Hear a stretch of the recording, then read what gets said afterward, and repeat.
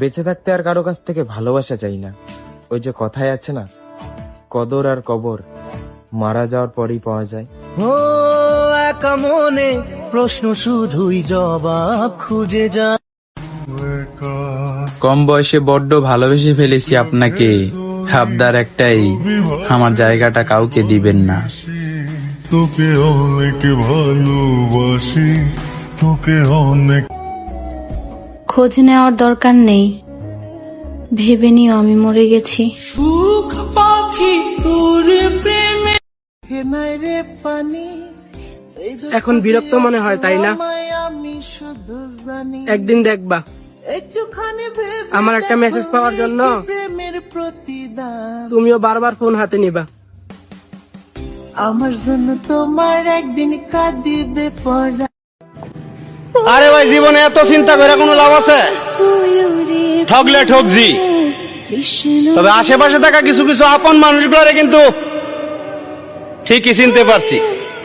তাছাড়া আমার পরিবার আমার এই শিক্ষায় বড় করছে যে প্রয়োজনে নিজে ঠইকা যাইবা, তারপরও তোমার দ্বারা কোনো মানব জাতির যাতে ঠগ না হয়, এতটুকু কথা সর্বদাই মাথায় রাখবা।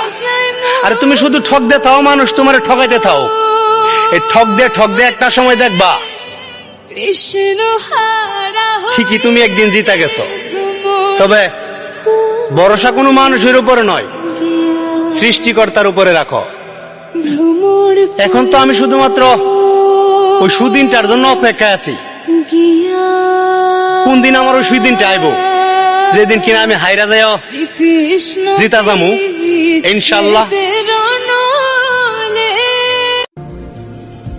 অবহেলা ছেড়ে যদি একটু ভালোবাসতে আমায়, কি এমন ক্ষতি হতো তোমার? ছেড়ে না গিয়ে যদি একটু থেকে যেতে আমার পাশে, কি এমন ক্ষতি হতো তোমার? তাকে না চেয়ে যদি আমাকে চাইতে, কি এমন ক্ষতি হতো তোমার?